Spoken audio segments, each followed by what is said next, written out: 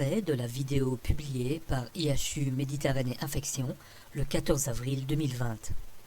Professeur Didier Raoult, quelle est l'évolution de l'épidémie actuellement? Quelle est sa place dans l'histoire des crises sanitaires? Il est possible, c'est une des possibilités que j'avais évoquées parmi d'autres, que l'épidémie disparaisse au printemps et que d'ici quelques semaines, il n'y ait plus de cas pour des raisons qui sont extrêmement étranges, mais qui sont des choses qu'on a l'habitude de voir pour la plupart des maladies virales respiratoires. Donc c'est assez banal. Si on essaie de replacer ça dans le cadre des épidémies, des crises sanitaires, donc si on essaie de voir si actuellement la crise sanitaire a une incidence sur la mortalité en France, la réponse est non. Les crises sanitaires qui ont, pendant l'hiver, joué une différence significative sont en 97, 2000, 2009 et 2017, mais on est très loin actuellement, si on cumule, vous voyez, les mois de décembre à mars, de la crise sanitaire de 2017, où il y avait eu énormément de grippe H3N2. Il se trouve que cette année, il y a eu beaucoup moins de grippe et beaucoup moins de VRS, ce qui fait que l'augmentation de la mortalité liée à ce nouveau virus n'est pas visible significativement dans l'ensemble de la population.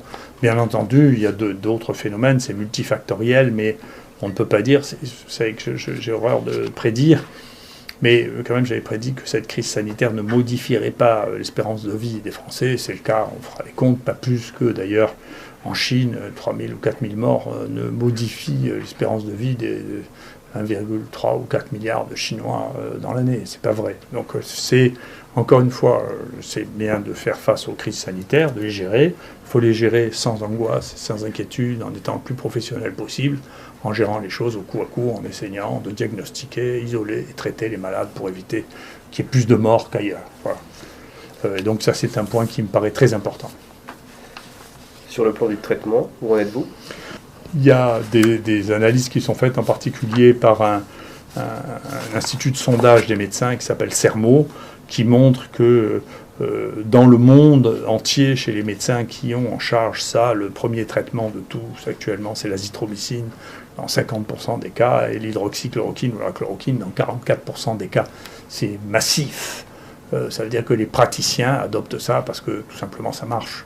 Moi, ce qui me frappe dans la situation actuelle, c'est que la mortalité actuelle dans les pays les plus riches est beaucoup plus importante que soit dans l'Est du monde, la Chine, la Corée, les pays de l'Est qui sont riches aussi, mais qui ont une mortalité plus basse, soit dans les pays les plus pauvres.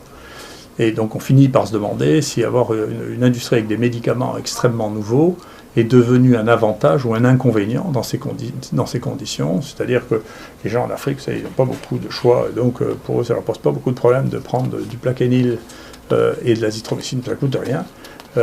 Tandis qu'en France, il y a une lutte extrêmement brutale contre l'utilisation de médicaments simples et non coûteux, dont je ne sais pas si cela a des conséquences sur la mortalité en France, mais c'est une bonne question. Et en tout cas, nous, quand on voit la différence de mortalité à Marseille comparée à des autres sites en France avec une population et un état de l'épidémie comparable, on peut franchement se poser la question de savoir si c'est mieux de prendre des vieux médicaments qui marchent ou des nouveaux médicaments dont on n'est pas sûr qu'ils marchent et dont on sait qu'ils ont des complications et des effets secondaires très importants. Merci.